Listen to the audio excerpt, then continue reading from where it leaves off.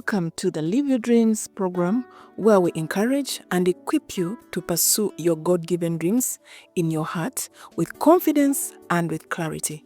I hope you have been well. I hope God has been keeping you. I hope you have been in the Word studying it.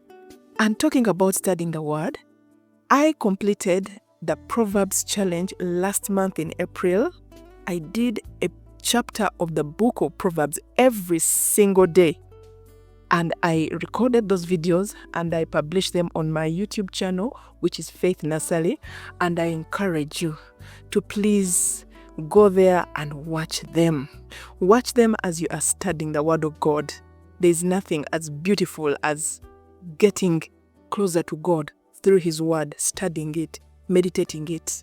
When you read the Word, there's something about your life that changes. God lifts burdens that have been weighing you down. God gives you clarity in your life. He gives you clarity about your dreams. If you have been in a place where you don't know how to go about the next step, God is going to give you clarity through His Word. So get into the Word of God. I have the book of Proverbs there, a chapter every day from chapter 1 to chapter 31. And I would encourage you to watch as you read along and see what God will be doing in your life. So I'm grateful to God for that. God has been good to me. God has been helping me. God has preserved me. God has helped me in various and many ways that, wow, it's a testimony that I'll share one day. And today we are going to be talking about something that every person in life who aspires to achieve big and small dreams will experience at some point. And these are closed doors. Yes, you heard it right. Closed doors. You've heard some people say, when God closes one door, He opens another. And that is true. But that is not entirely true. Because sometimes we are so busy staring at the doors that seem locked that we miss what God is doing behind the very closed doors. Sometimes God will open another door, but at times, God is inviting you behind that closed door to work on you, to work in you, to help you open another door that will not be open until you concentrate on the work that He's doing behind the closed door. So today we are going to be reading from the scriptures from the book of 2 Kings, chapter 4, verse 1 to 7. And this is a famous story of Elisha and the widow whose husband had died and left a very big debt for him. And the debtors were coming to take away her sons in order to somehow cover for the debt that this man of God had owed them. So let us read and see what happens in this story. And then we shall be discussing about how God uses closed doors to bring us open doors and miracles in our lives. So we'll start from verse 1 and I'll read from the New King James Version. You can follow along or you can take note and read at your own convenient time for further study and as God will continue speaking to you. So 2 Kings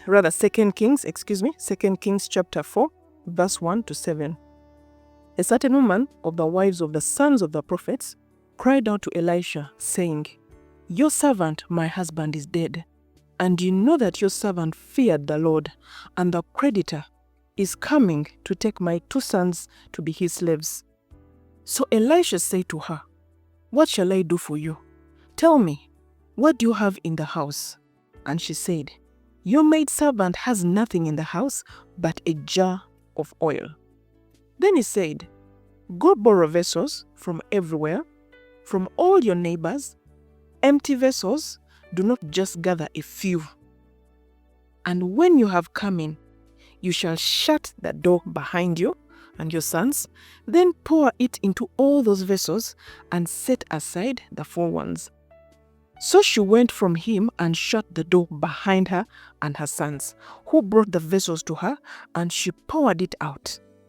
Now it came to pass, when the vessels were full, that she said to her son, "Bring me another vessel."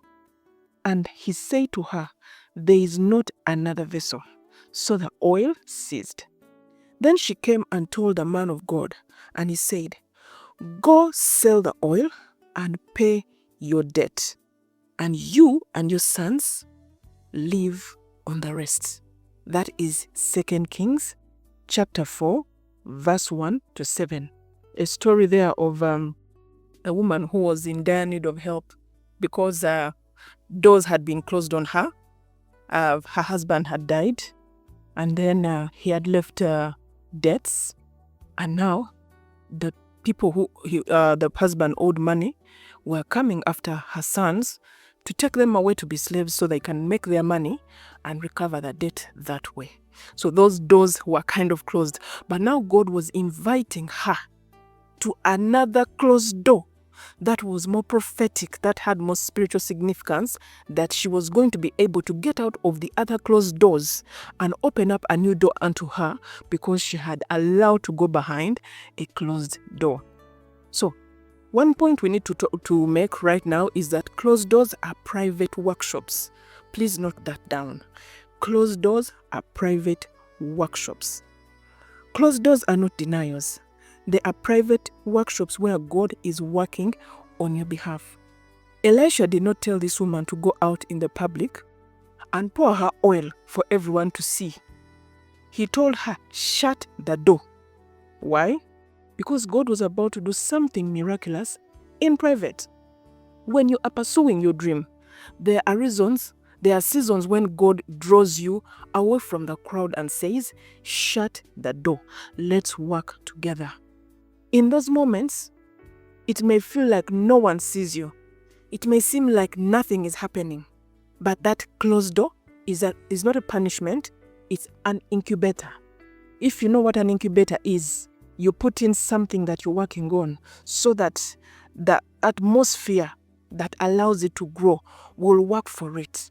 Once you open that incubator and you remove the items that you have put there, for example, maybe they are eggs that you've taken to the hatchery, and you remove them before their time, surely you will not have chicks out of those eggs.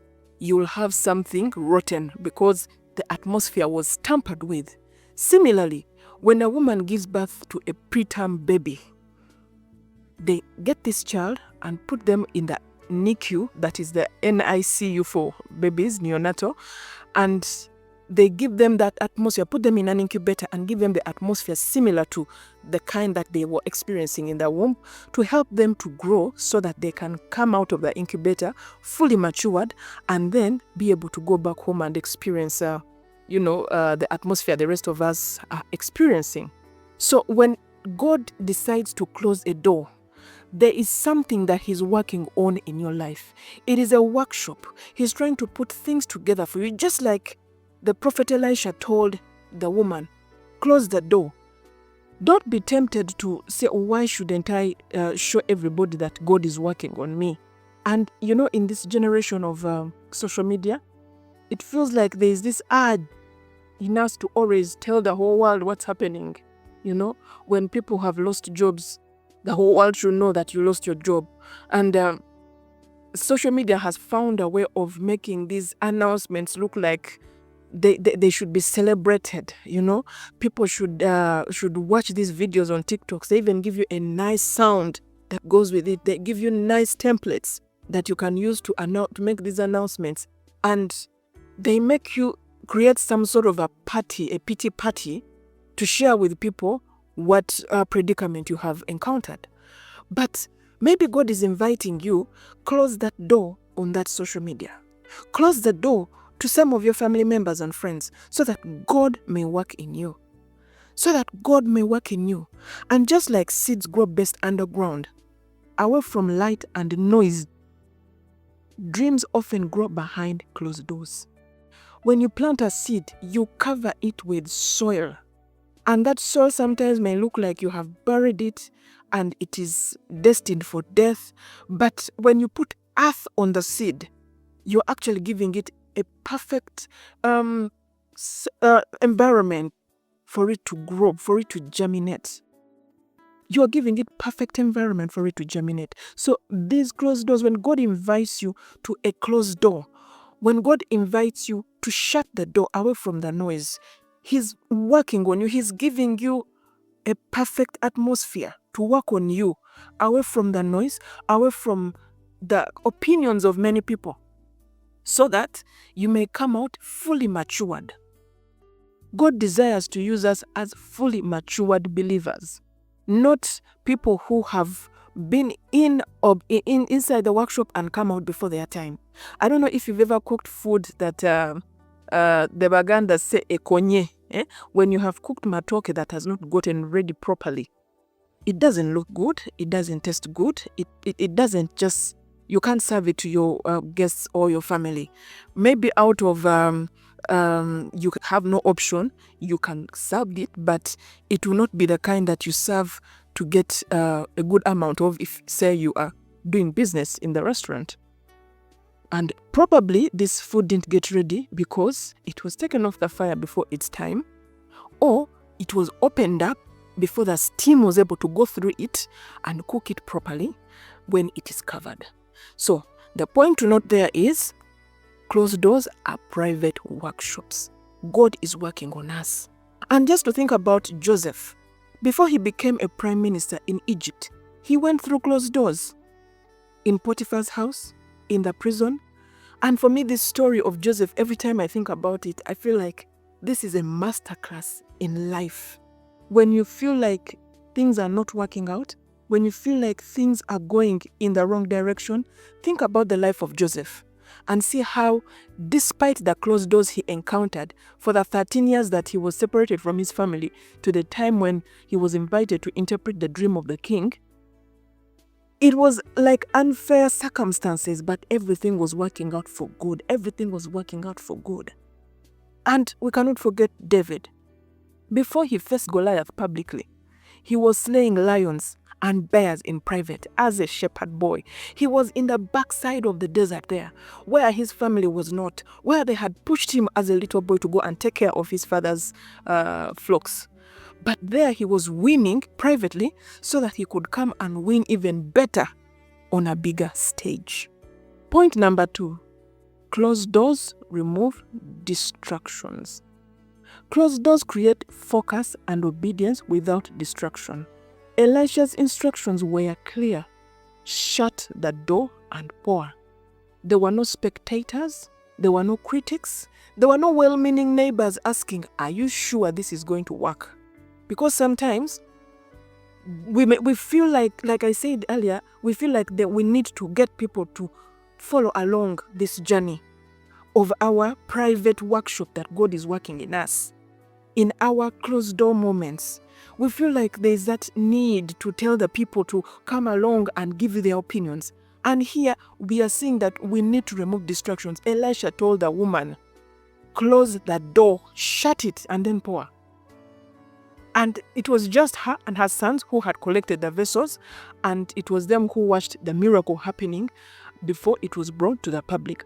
So when you're building something new, a business, a ministry, a dream, it is often wise to limit outside voices, especially at the beginning. It's so sad that in this day and age, people are not wise enough to know that not everyone is well-meaning. And people are evil. God has given you something that you're working on, and you put it out there for the whole world to see.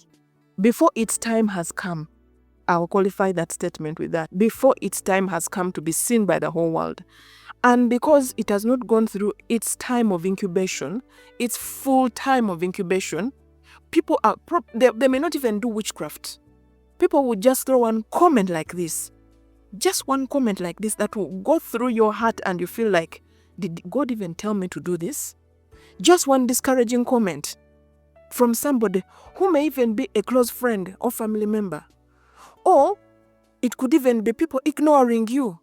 Because, sometimes we want the applause of people to, tell us that we are doing well, to congratulate us. And yet it's not the time for this product, service, dream to come out to the light. And people will ignore you, whether intentionally or not, and then it will hurt you. Because you ignored the time. And Jesus modeled in Mark chapter 5, what we are talking about here, when he went to raise Jairus' daughter from the dead, he put out the wailers, the doubters. He told them to shut the door. He only allowed Peter, James, John, and the girl's parents to stay in the room. Why? Because miracles flow best in an atmosphere of faith and focus. Sometimes you want people to be around, maybe because they are crying along with you, but they are sucking out the faith. They are making you lose focus of what is required to happen. So Jesus showed us that he wanted only people who are focused on getting this girl back to life, and we are not going to cast doubt for everyone else to think that this cannot happen. So God is asking you today to shut the door so you can hear him clearly. You don't need 50 opinions right now from anybody. You don't need them. You need his instruction and your obedience. And once those two are in place, the instruction you've been given and the obedience, then you go to work, you will see things begin to flow in a way that you could not have gotten them to flow if you had exposed your dream to the entire public to see. And then, point number 3, closed doors birth public testimonies. Here is the beautiful part of this story. What happens behind closed doors does not stay hidden forever. We see that Elisha told this woman to close the door, but it was just for a moment when they were pouring the oil. It was just for a moment. And this moment that they were pouring the oil was dependent on how many vessels they had collected. In fact, he had told them, don't spare, just bring as many as possible.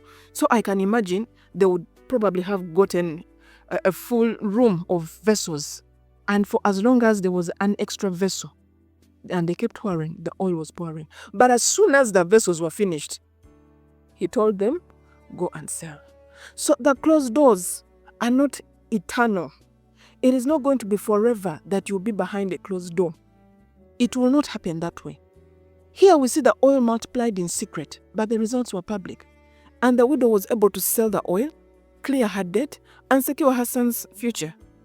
I want to encourage you today. What God is building in you privately will sustain you publicly. Do not skip the moments where God invites you to close that door, because he's working in you for something greater that will be able to put on the outside publicly. The skills you're sharpening quietly, the prayers you are praying unseen, the discipline you are developing, they will all show up when it counts. They will all show up. It is not in vain that you're doing these things. It is not in vain that those prayers are being made. It is not in vain that you're sharpening your skills, you're getting better and better. It is not in vain. A day will come. Just like Joseph, when he was in prison, he interpreted the dream of the cupbearer and the baker. And in fact, Joseph wanted to come out of the prison prematurely, because he told these guys that when I interpret your dreams and they play out as I have interpreted them, please don't forget me. Please speak to the officials out there to get me out of prison. And as God would have it, these guys forgot the one who was not executed, because one of them was executed according to the dream and the other one was restored to his job. And the guy forgot him completely. He did not remember. And that was the plan of God, so that Joseph, they would get out all those skills that were required. And at the time that God had set aside for Joseph to come out, the king had a dream. It had been predestined in his life that he would be the one to interpret the dream, give the strategy of how that dream would be followed, and what plans they would put in place in order to secure the nation's future from the famine. And there was no better man than Joseph to do that. So his skills in the prison, while he was being diligent, while he was being faithful, when he was in Potiphar's house and the woman wanted to have an affair with him and he said no. All those things looked like they were unfair when he was thrown in prison, but this was going to his CV. It was being credited to his account. And when the time for him to come out of the prison, when that time had come, all these skills they were brought to the surface, and he got the second, in fact, the topmost job, because the king is not employed, the topmost job in the land.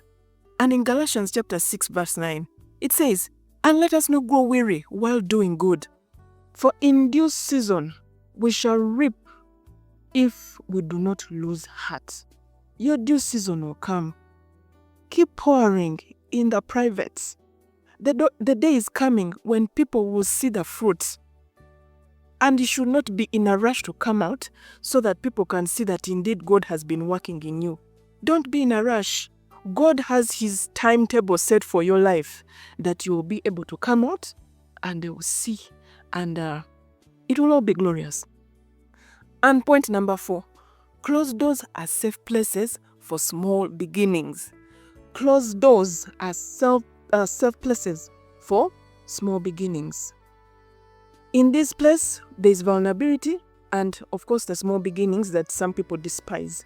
The widow started with just a small jar of oil. It wasn't impressive. It wasn't Instagram worthy. You know, when you put your products on Instagram and they have the right color, the right quality, the right everything, and the right quantity, it wasn't this. She said when the prophet asked her, "What do you have in your house?" She said, "I just have a jar of oil." A small jar, in fact. It wasn't just a jar, but a small jar. Probably, I would imagine it was like, these perfume bottles. It could have been like a small perfume bottle with oil. And that is what she was left with. But the prophet said, "Go and pour." Imagine the miracle of that small jar becoming something that clears their debts. Imagine if she tried to pour that tiny oil in front of a crowd. People might have laughed, doubted, criticized. And this is what I'm talking about, social media. Imagine if she put this process that she was required to do behind the closed doors. If she put it on Instagram Live, TikTok Live, Facebook Live, all these lives. Imagine if she put herself out there. And now we are talking about her, but imagine you putting your incubation, your workings in the private. You put them out there for everybody to see. People are going to criticize. People are going to laugh. They are going to mock. They will say it cannot work. But this is the time God has allowed for your journey to be behind closed doors so that the miracle can be can be worked on so that people will see it after it has come out. So, in his kindness, God is saying, shut the door. Let us grow together where it is safe.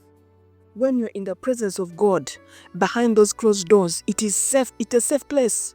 Because you know that the love of God and his faithfulness cannot be doubted. You cannot doubt the love of God for you. In Zechariah chapter 4 verse 10, he says, "Do not despise these small beginnings, for the Lord rejoices to see the work begin." When they were rebuilding the temple, it looked like small beginnings. But he was saying, the prophet was saying, do not despise these small beginnings. Some of you feel, your dream feels like it is small right now. Your progress feels insignificant, but it's okay. Behind closed doors, small things grow big. Even the seed, when you put the seed in the ground and you cover it with soil, it is a small seed, but that one small seed is going to germinate and grow into a big, stalk of say maize. And on each of those stalks, we will have at least 3 cobs of maize. And imagine each cob will have up to 100 seeds, more seeds. So the day of small beginnings, when God has shut the door, when has asked you to shut the door, don't despise it, because it is working in your favor, that at the right time, you'll be allowed to come out. You'll be allowed to open that door, and God will tell you, now go and sell. Now go and put it out on the markets. Let everybody see it. Let the people buy. Oh, I'm loving this word myself. Trust the process God is taking you through. Trust it. Protect your small beginnings. And for me, this is what I would conclude this program with, and practical takeaways. Closed doors are not rejections. They are preparations, as we can see from this story of the widow. She may seem like she had been rejected and the creditors were coming after her sons, but when she encountered the prophetic word from the man of God, Prophet Elisha, God invited her to a preparation when she was told to close the door for her to be able to come out with something big. And number 2 is God works miracles in private that will sustain you in public. God works miracles in private that will sustain you in public.